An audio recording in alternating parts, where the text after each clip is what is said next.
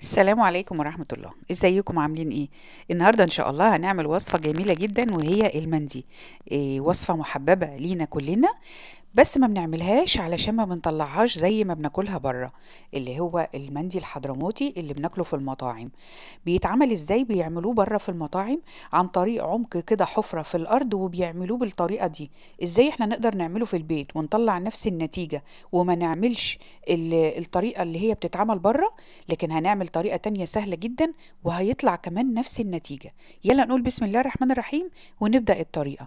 هنبدأ طريقتنا بتتبيلة اللحمة. وتتبيلة اللحمة هتكون عبارة عن معلقة صغيرة ممسوحة من الكركم، ربع معلقة من الفلفل الأسود. الفلفل الأسود يكون مجروش، ويستحب يا ريت يكون أبيض عشان ما يغيرش لون اللحمة. وربع معلقة أو أقل من ربع معلقة من القرنفل. كمان حبهان بودرة هناخد ربع معلقة، وربع معلقة صغيرة من بودرة الزعفران، وكمان 3 معالق من زيت الزيتون. لو مش حابة زيت الزيتون تقدري تبدليه وتحطي زيت نباتي. وطبعا ما ننساش الملح، هيكون حسب الرغبة. انا هنا حاطة معلقة صغيرة بس، بعد ما استوت حسيت ان هي عايزة تقدري ترشي عليها ملح وفلفل. مفيش اي مشكلة، اللحمة عادي ممكن نحط عليها ملح وفلفل، لكن ما نزودش الملح في اللحمة، لان بعد ما تستوي مش هتقدري تعملي فيها حاجة. لكن لو هي محتاجة ملح هنقدر نزود عليها ملح وفلفل بعد ما تستوي. دي بودرة الزعفران اللي قلنا عليها، دي بتبقى موجودة عادي عند العطار، تقولي له عايزة بودرة الزعفران، لان طبعا بتكون ارخص كتير. الزعفران اسعاره غالية جدا. هنقلب بقى كل المكونات دي كويس جدا في بعض. هنجيب لحمة ضاني الكمية اللي تحبيها. انا هنا تقريبا معايا حوالي كيلو وربع، لان اللحمة دي بالعظم. فهنحاول كده نتبل قطعة قطعة علشان كل اللحمة تاخد من نفس التتبيلة. لو ما عندكيش لحمة ضاني تقدري تعمليها بأي نوع لحمة، أو تقدري تعمليها كمان بموز، بس عايزة النتيجة تكون مظبوطة نفس اللي بتاكليه من بره، هيكون اللحمة تكون ضاني. هتبل بقى كل اللحمة دي تتبيلة كويسة. هسيبها حوالي بس نص ساعة، وبعد كده تعالوا هنشوف هنعمل فيها ايه. وسر التسوية هنا عندي اللي هيكون بديل التسوية في الأرض، هي حلة الضغط. هنجيب حلة الضغط، هحط فيها حوالي نص كوباية في قاع الحلة، حلة الضغط اللي هي الحلة البريستو، الضغط اللي هي في نهايات الشبكة. تقدري كمان تحطي قطع اللحم، مش هتقع ولا حاجة، هتكون الشبكة ساندة اللحمة. هجيب بقى مشعل الفحم كده، هحط فيه قطعة فحمة. طبعا لو ما عندكيش مفيش أي مشكلة، تقدري تولعيها على البوتاجاز عادي جدا. وبعد ما تحمر بالشكل ده هناخدها، وهجيب بولة أو حاجة صغيرة كده، وهحط فيها حوالي نص معلقة زيت. البولة الصغيرة دي مكان البهارات ومكان الزيت اللي كنت بحط بيها، فهحط فيها نص معلقة من زيت الزيتون، وهحط عليها الفحمة، وهغطيها بقى وهسيبها ربع ساعة.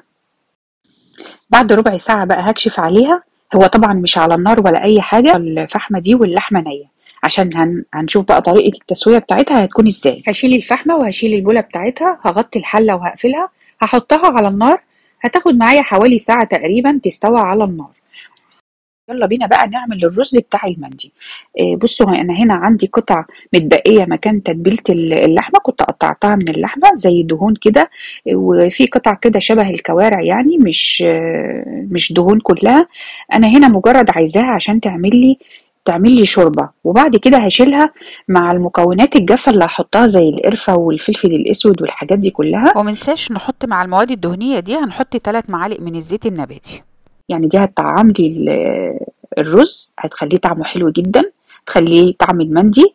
لان انا هنا ما عنديش شوربه، فهضطر ان انا اخد القطعه دي علشان تعمل لي شوربه. هشوحها شوية لغاية ما تنزل البهاريز الموجودة فيها شوية، وبعد كده هبدأ أحط البهارات الصحيحة بتاعتي، وهي هتكون عبارة عن 5 وحدات من الحبهان الصحيح، وزيهم قرنفل، وكمان شوية من الفلفل الأسود الصحيح، ومعاهم كمان عود قرفة.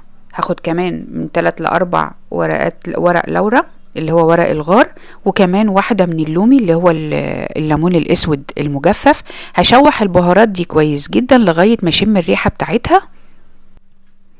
هنزل بقى ببصلة كبيرة متقطعة مكعبات صغيرة، وكمان 3 فصوص توم هفرمهم وهحطهم على البصلة. هشوحها دقيقتين 3 من غير ما اخليها تاخد لون.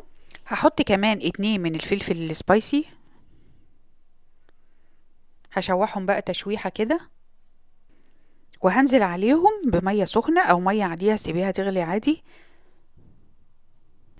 وهنا هتحطي كمية المية على حسب نوع الرز البسمتي اللي هتستعمليه، لان الرز البسمتي انواع كتير جدا، كل نوع بيحتاج مية غير التاني. دلوقتي بقى حطيت معلقة ملح كبيرة ممسوحة، حطي الملح على حسب الرغبة. انا هنا هستخدم 2.5 كوب من الرز البسمتي. وطبعا دايما الملح ده بيكون على حسب راحتك انت، على حسب ما بتحبي. هقلب بقى الحاجات دي لحبة تشيليه دلوقتي بقى كمية الدهون دي او الحاجات اللي مكان اللحمة دي تقدري تشيليها، او عايزة تسيبيها تستوى في الرز وبعد كده تشيليها زي ما انا هعمل، اعملي كده. انا دلوقتي هسيبها تغلي، وبعد ما تغلي ههدي عليها النار. عندي بقى هنا الزعفران. هاخد بقى هجيب كده 3 بولات كده صغيرين، وهحط في كل اول واحدة هحط فيها كمية من الزعفران. طبعا بيحطوه زي الذهب كده بالشكل ده، علشان زي ما قلت لكم بيبقى اسعاره غالية جدا. هحط عليهم بقى حوالي معلقتين من المية. البولة التانية هحط فيها نص معلقة من بودرة الزعفران. والبولة التالتة هحط فيها نص معلقة من الكركم. وهسيبهم دلوقتي، مش هزودهم مية، علشان انا هعمل فيهم حاجة تانية هقول لكم دلوقتي هعمل فيهم ايه. معايا بقى طبق، واحدة من الفلفل السبايسي، واحدة احمر، 4 من الطماطم كبيرة، وكمان 2 من الفلفل الرومي الاخضر، ودي حزمة كزبرة غسلتها وهسيبها كده. هجيب بقى الكبة بتاعتي، قطعت طبعا غسلت الطماطم وقطعتها. هحط الطماطم، وبعدين حطيت الفلفل الاخضر والاحمر والسبايسي كمان. هزود 4 من فصوص من الثوم، وده الفلفل اهو السبايسي كمان، مش حابه بلاش. حطيت نص فنجان قهوه خل، ونص فنجان قهوه ليمون. تقدري تزودي زي ما انت عايزه. وحطيت كمان الكزبره الخضراء. هضرب بقى كل الكلام ده كده في بعض، بس مش هتحنقهم قوي، لان حابه ان هو يكون مجروش، يعني يكون قطع. طبعا هو طريقته كده ما بيبقاش زي العصير، بيبقى بالشكل اللي احنا شايفينه ده. شايفين بيبقى مجروش زي قطع كده صغيره جدا. دلوقتي بقى هنقول البهارات اللي احنا هنحطها. طبعا اللي بنعمله ده هو صوص الدقوس اللي بيتاكل مع المندي مع الرز واللحمه. دلوقتي البهارات بتاعتي حط معلقه صغيره ممسوحه من كل حاجه هقولها: كمون، كزبره جافه، وفلفل اسود، والملح ده على حسب. تعالوا بقى نشوف اللحمه بعد ما استوت. طبعا اللحمه طالعه معايا زي الزبده، علشان طريقه تسويتها اللي هي في حله الضغط عطتني نفس النتيجه اللي بناكلها في المطاعم بالظبط، ودي كانت افضل طريقه. ما عندكيش تقدري تعمليها في صينيه في الفرن، وتغطيها بورق زبده وبعد كده ورق فويل، وتحطي الصينيه، تحطي اللحمه على شبكه في صينيه في الفرن وتحتها ميه، واقفليها وسيبيها ساعتين 3. هحطها بقى، طلعتها كده بالشبكة زي ما هي، وهدخلها الفرن هديها لون. بصوا بقى، دي البواقي اللي متبقيه في الحله من تحت. البولات اللي انا قلت لكم هسيبها دلوقتي هقول لكم هعمل فيها ايه. هاخد بقى من الصوص اللي اتبقى منها ده، وهحط على كل بوله، هحط على الزعفران، بودره الزعفران، وعلى الزعفران نفسه، وعلى الكركم. وعايزه اقول لكم الصوص اللي متبقي ده انا مش هرميه خالص، انا هحتفظ بيه في كيس، اقدر اخد منه معلقه او 2 اعمل بيهم شوربه، يعني تعمليه في اكياس كتير، لان دي دسمة كتيره جدا، مش هتقدري تعملي بيها حاجه لوحدها. دلوقتي الرز، هاخد البولات اللي عملتها دي كل واحده هعملها رشه كده على الرز من فوق. ده الزعفران، ودي بودره الزعفران، علشان انا عايزه الرز يطلع الوان، ومش هقلبه عشان انا مش عايزاه لون موحد. انا عايزه اما اغرفه يبقى فيه الوان كتير زي اللي بناكله بره بالظبط بالشكل ده. هغطيه بقى شويه كده حوالي 10 دقايق. بصوا بقلب من فوق بس كده، مش هقلبه. المهم بقى بقول لكم الصوص اللي اتبقى ده نقدر كمان ناخد منه معلقتين نعمل بيه محشي، نعمل بيه، ناخد معلقتين نعمل بيهم، نزود عليها ميه ونحط شوربه، نعمل شوربه لسان عصفور، او تقدري تعملي بيه حاجات كتير جدا. شايفين بقى اللحمه استوت ازاي؟ ممكن بقى هديها دهنه من الصوص اللي متبقي ده، هدهن اللحمه وهدخلها تحت الشوايه، او تقدري تاكليها زي ما هي كده، بيكون طعمها تحفه جدا. في الحالتين زي ما تحبي. وعلشان بقى نكمل الوصفة بتاعتهم ونحس ان احنا بناكل في حضرموت، تعالوا بقى هنجيب الصينية بتاعتهم وهنغرف فيها الرز، وهحط عليها اللحمة بالشبكة بتاعتها كده بعد ما حطيتها تحت الشواية وخدت اللون ده.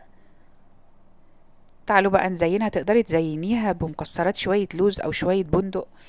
زينتها هنا بشوية كزبرة خضراء، وبعد كده حطيت كمان شوية من صوص الدقوس أو صلصة الدقوس.